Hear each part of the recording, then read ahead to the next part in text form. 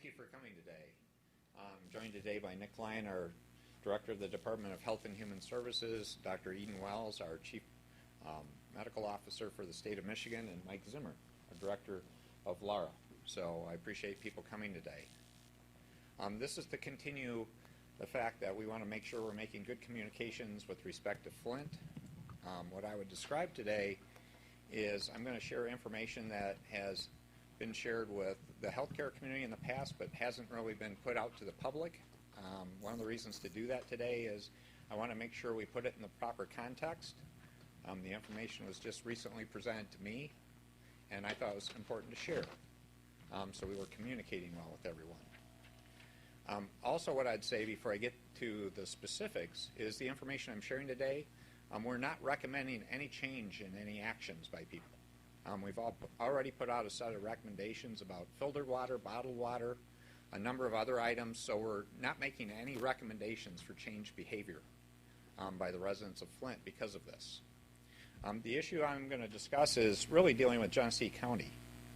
What was presented to me was information that over the course of 2014 and 2015 we saw a spike in Legionnaires disease within Genesee County. If you go back to the prior years, I believe the numbers for the preceding years before 2014, we had 6 cases, 11 cases, 13 cases, and 8 cases. In 2014, we had 45 cases. And then in 2015, there were 42 cases. Legionnaires disease, and I'm sure Nick and Dr. Wells can explain much more about it, tends to spike during the summertime. And so we're in a condition today where we don't see any reason for changing any recommendations again. I would reinforce that we're making. One of the reasons to communicate this information publicly today is, one, the public should hear about it. Again, the healthcare community has been aware of this issue for some time in the Flint area. But by doing it in this time frame, we have ample opportunity for a lot of investigatory work being done. Those investigations are already underway by Genesee County Health Department, by the state of Michigan, by the CDC, and other various players, the EPA. So there are a lot of parties already working on this issue in terms of making investigations. And if anything, we would have opportunities to make recommendations for any changes by the summertime, when traditionally you'd find this issue being the spike. So this is a preventative measure to communicate information that, again, the healthcare community was aware of, but I want to make sure you know of it, that the citizens of Flint can know of it in Genesee County, and know that actions are being taken to address these issues. With that, what I'd like to do is turn it over to Nick Lyon so Nick can share some additional information. Thank you, Governor. I think it's important to note exactly what Governor Snyder said. This is part of our efforts to be transparent and share information as quickly as possible as we can with the public so that they understand the context of what we're presenting. Legionella is a type of bacteria that's naturally found in freshwater environments. This bacteria grows best in warm water, like the kind found in hot tubs, cooling towers, hot water tanks, and potable water systems. When people are exposed to the bacteria, it can cause a respiratory illness. Dr. Eden Wells is here today to address more of the medical questions and will speak after me. In the fall of 2014, we detected an increase in Legionnaires cases and stepped in to work with Genesee County Health Department on case investigations and patient interviews. From June 2014 to March 2015, 45 Legionnaires cases, all confirmed Legionnaires disease, reported in Genesee County, Michigan. 7 of these cases resulted in patient deaths. The age range of the cases was 26 to 94 years old. Illness onset dates ranged from June 6, 2014 to March 9, 2015, and peaked in August of 2014 with 10 cases. Preliminary data for the remainder of 2015 indicates an additional increase in Genesee County. A full analysis of this data should be available within a week. From May 2015 through November 2015, there were 42 Legionnaire cases, which includes 1 case of Boniac fever reported in Genesee County. 3 of these cases resulted in death as well. The age range was 35 to 89 years old. Illness onset was May 4th, 2015 to October 29th, 2015. MDHS cannot conclude that this increase is related to the water switch due to the lack of clinical isolates during the time period and because not all of the cases had exposure to the city of Flint water. That said, The department is treating the situation with the same urgency and transparency as the lead response in the city of Flint. It's also important to note that through this investigation, we've been working with the local health department and our federal partners, both at the EPA and the Center for Disease Control. We continue to follow up with our investigations, and as the governor said, we are going to ensure increased diligence, as we have been in the past and in the future with this, and increased monitoring and surveillance with our hospital systems in Flint. Thank you.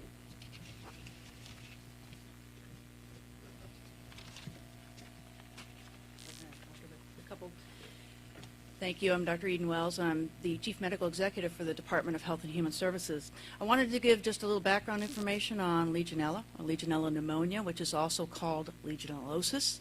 There's also another form of Legionella infection called Pontiac fever. Legionella is a type of bacteria that can cause these diseases. Most of the time what it's going to manifest is as a pneumonia. This pneumonia you would not be able to tell what the bacteria was. It could look like any other pneumonia: cough, shortness of breath, headache.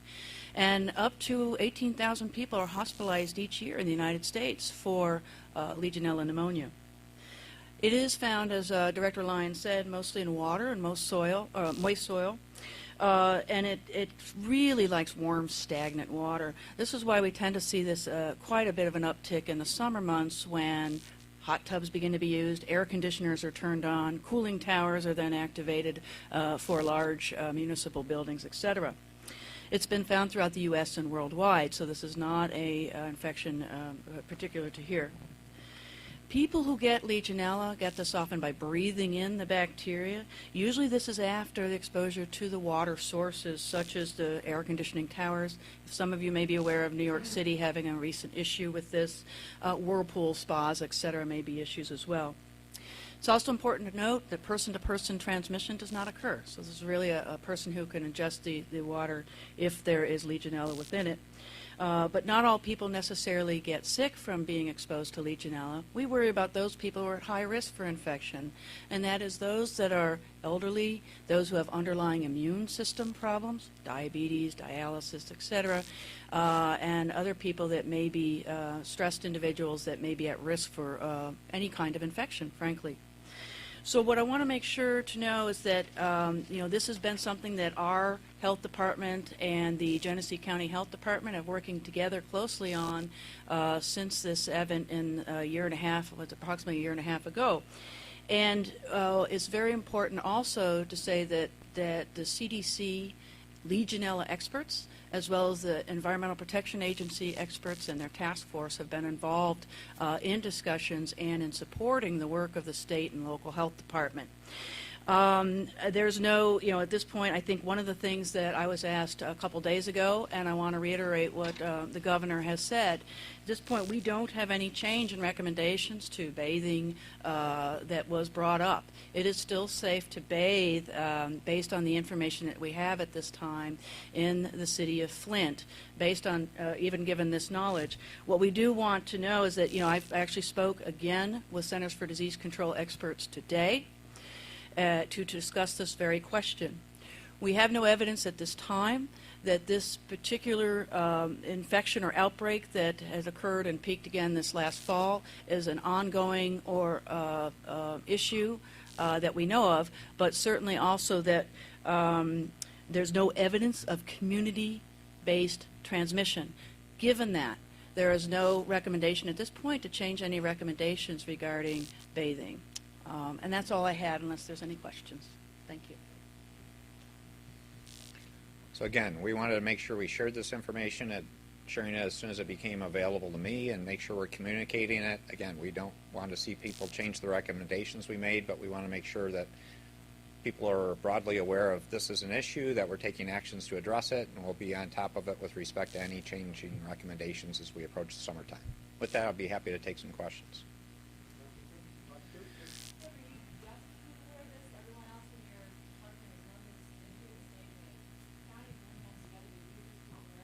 In terms of the spike, in terms of the specific numbers, I was told about this a couple of days ago, and then basically I thought it should be shared as part of this whole process. And Just so we're all clear, this may or may not be connected to the switch of Flint's water to the river. That's correct, Jim. There's investigations still going on to try to make those determinations, but from a scientific or medical point of view, I don't believe that determination can be made today. Again, that investigation is still ongoing, and as soon as we get the results of that, we'll be sharing that. And just to follow up, if it is determined that it's related to the Flint River switch, how diabolical and disastrous is that in your mind? That just adds to the disaster we already are facing with respect to elevated lead levels. Ryan? Governor, there's been several reports where people have basically said what fault with your administration in terms of who made the decision to use the Flint River initially. Did you personally advocate for the city of Flint to use the Flint River as its main water source? No. I never advocated for that. Again, it was the recommendation made through our system to say that there was a decision to switch to the KWA from the Detroit Water and Sewer Authority. And then the question became, could we come up with an interim arrangement? And there'll be much more coming out of this in terms of all the dialogue and discussion.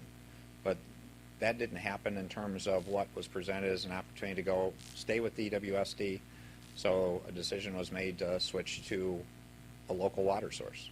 Actually, the City Council of Flint voted, in fact, to move away from DWSD as a water source. That was ratified then by the emergency manager.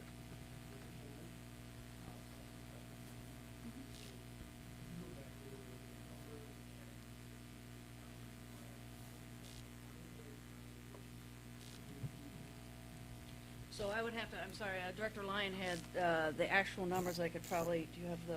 Yep. So, sorry, we're sharing talking points here. Provide those in writing, just so we'll have them. Maybe that, yeah, I think that would be best. So from June 2014 to March of 2015, there was 45 Legionellosis cases. That is above what we'd call the no cases normal, don't get me wrong, but that's above what you would expect to see even in summer months in that county.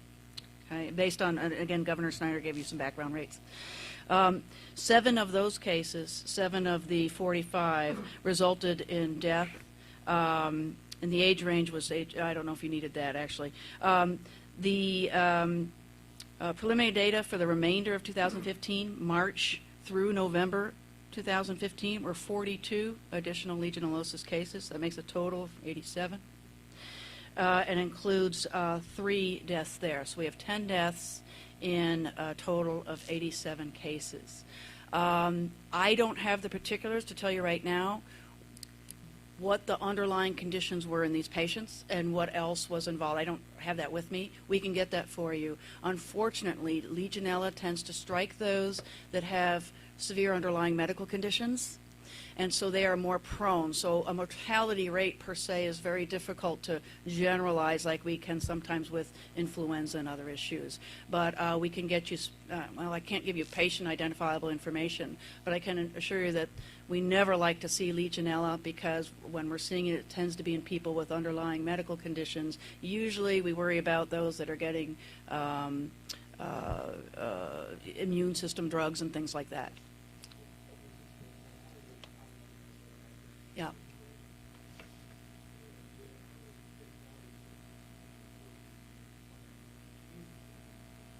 That's an excellent question. We will pull that information for you and certainly provide you with that. I think that's an excellent question. And just given the timing, we'd have to go back historically. Yeah. Oh, absolutely. I think when you look over time and the numbers that the governor mentioned, when we have about 8 to 10 cases per year for the previous 4 to 5 years, and then in the fall of 2014, the cases start upticking clearly above what you'd expect to see. There are larger, more densely populated counties in the state that may have more cases, but this was definitely a spike. And our epidemiologists have been working closely with the health department because of that. This was something that has been actively worked on with our federal partners since those cases and those spikes were identified over I keep saying a year and a half, but yeah, it's approximately a year and a half ago.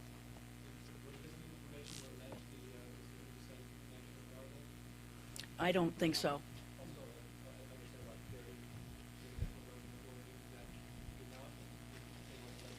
Yeah, with respect to the National Guard, I authorized the National Guard last night to go into Flint to be an aid and assistance force in terms of helping in the fire stations with the distribution of water filters, water, blood tests, all the other things that, coordinating those kind of activities.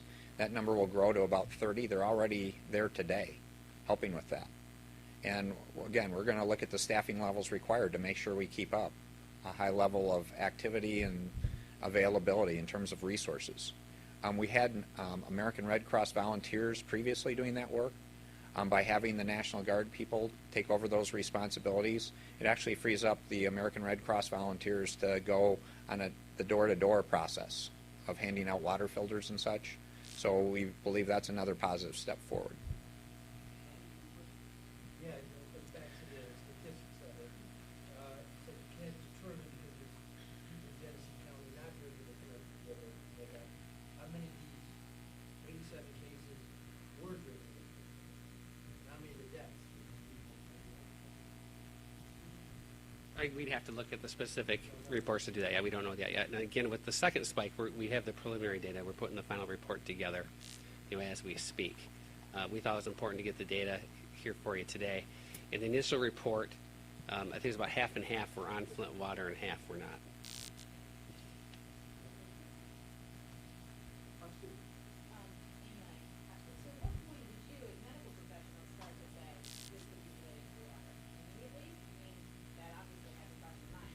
So let me take the first stab at this, and I'll have Dr. Wells can follow up. We have communicable disease reporting that comes into play that comes through our healthcare community. So in the late summer of 2014, we began to see a spike in these cases, and we let the local health department know. And then we began, and we actually stepped in with them and started doing some of those investigations. At that point, we had not linked it to the water. When the second spike occurred, and we're doing that information and look at that information now, and then you look and you see now you have not just what appears to be a single incident, you have two incidents, and it's located in Genesee County. We thought it was very important to let the medical community and the community itself know as quickly as possible. There was There was a similar outbreak in Wayne County in the previous 3 years, I believe, where it was a single incident over one season.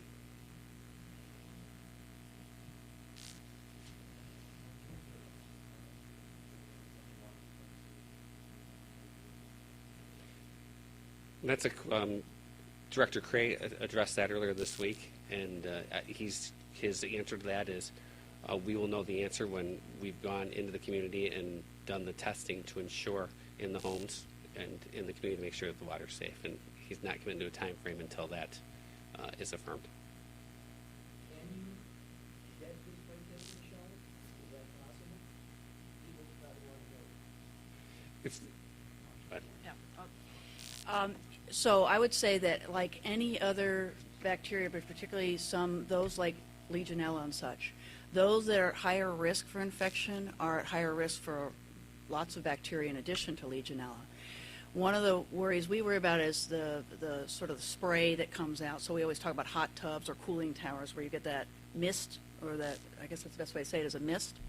Showers, when you compare that to baths, if you have a area that has not been cleaned or you have inadequately chlorinated water, and when I say clean, I mean the actual faucet spigot that actually sprays the air, or if your water's not been adequately chlorinated or at an appropriate temperature, then, theoretically, as Mother Nature does with all bacteria, people are at risk or can be at risk for getting the infection. However, with Legionella, there is a very distinct seasonality to it. We tend to see this again where a lot of these cooling systems go into place in the summer months. So that's where I think when a very good sort of heads up for when we're going into the summer is, in addition to everything else, thinking about what are those systems, especially systems that are taking care of people who are at high risk. Could think about all health care or long-term care.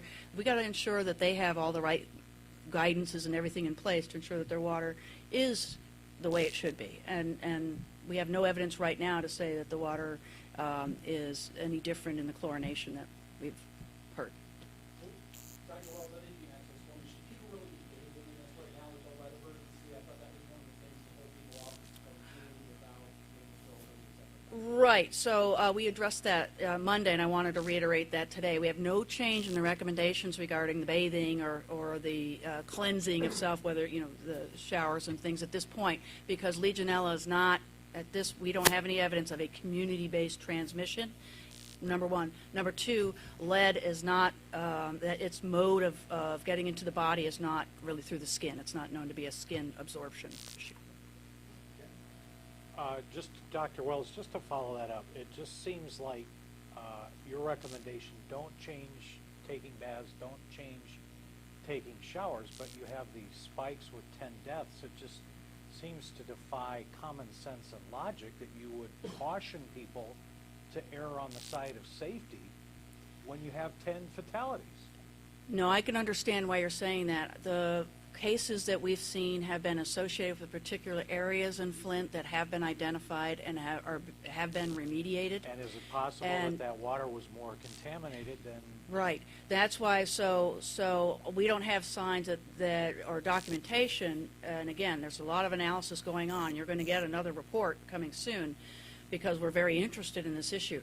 But we have no evidence that this was related to a general community level based issue, that this seemed to be tied to what we call, I'm going to use this, sorry for the epidemiologic term, point sources, but areas that may have been hot spots. Let's put it that way. So if you have hot spots, why don't you still err on the side of caution with your recommendations to people? Because they don't know if they're in a hot spot or not. Those hot spots are actually facilities that have been working with the local health department, EPA, and the state health department to undergo the remediation efforts that are to clean out their systems. So there are established guidelines for that.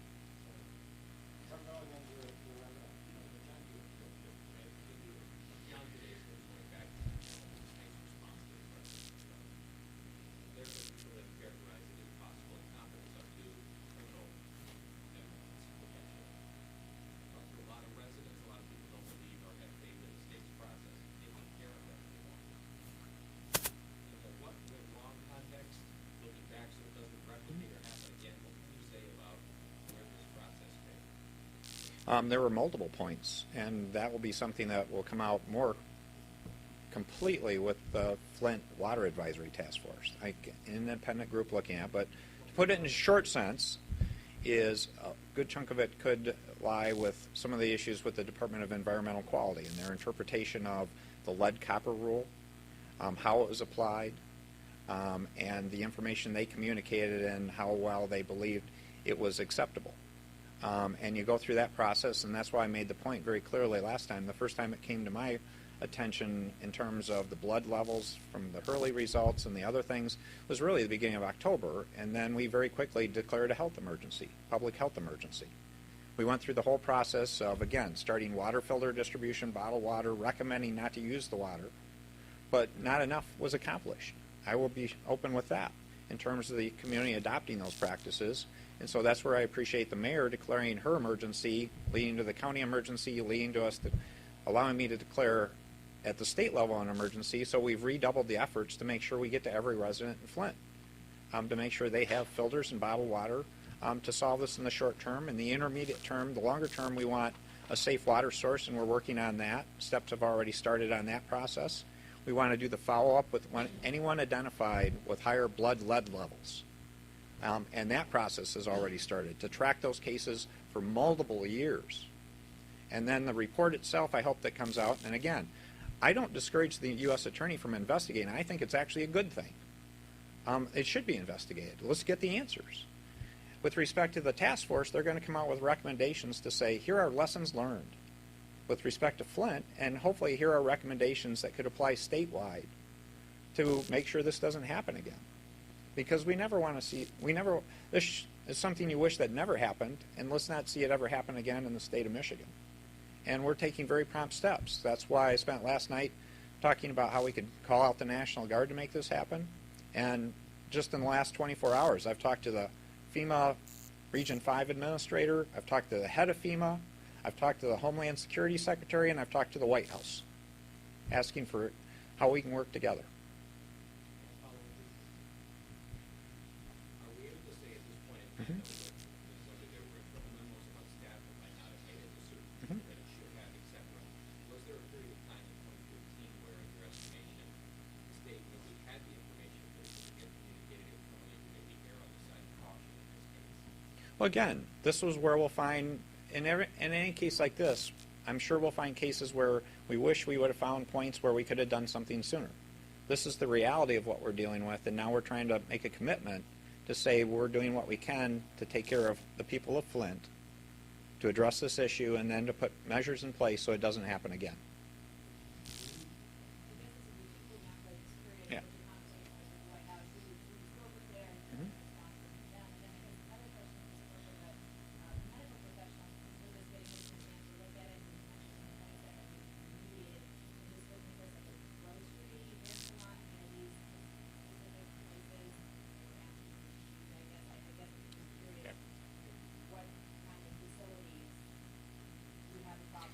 Sure, I'll take the first part. I talked to Jerry Abertson, who's the Intergovernmental Affairs head for the White House, and we had a very constructive discussion about how we want to partner together.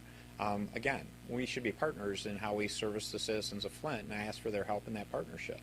And I did the same thing with that whole chain of officials through the federal government. And I got very positive responses in terms of understanding we have a crisis in Flint and their willingness to be collaborative, cooperative, and partners in trying to address the needs of the citizens. Well, again, people are working now. Can we answer every question? The answer is no, but we've answered a number of questions. We're open to understanding your questions and then trying to follow up as we get information to fill in those blanks.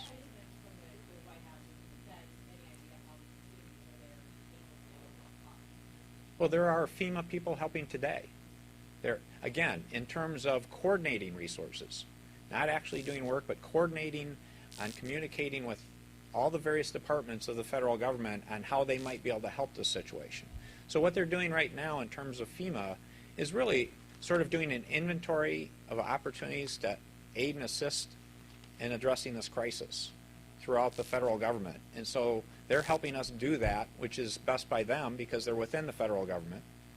And they'll come up with that working with our emergency management people, Captain Kalinsky, which I'm sure you've heard from him before. They're working in partnership to say, here's a whole list of things, and so it won't all be like a switch going on. Hopefully we'll be deploying those as soon as we know they're available and they're able to help. Thank you very much, Governor. Great. Got time for just one more, Governor? Just one more, please. But- Thank you very much. I'll make it a simple twofold question. I've been asking Dave Murray for 3 weeks to do an extended, civil, professional sit-down interview with you to cover all of this. Can I get your commitment right now, today, that you will do that sooner than later? And secondly, I'm getting texts from my people back at the station saying, if you've known this for 6 months to 18 months, that this was possibly tied to the Flint River crisis, why now are you coming out with it? Because somebody else may have come out with it before you did? Why now? I'll take the second one first. I didn't know about it. So again, this was information that was communicated And to is that me. another failure? Well, again, you were asking 3 questions now. Okay. And that goes to your point about being civil. In many respects, you haven't been the most civil about this whole situation. And I'm always happy to answer questions. We stayed here to answer additional questions. And we're trying to be open and transparent. But let's focus in on there's a commitment to solve the problem in Flint. And I sincerely mean that. Hopefully you can see that. We're taking every action that within reason and actually asking people to go beyond reasonable to help address this question, because this is something nobody wanted to see ever happen, and we're doing our best to take care of it. So that's my commitment. And your answer to my first part, no commitment to do the interview?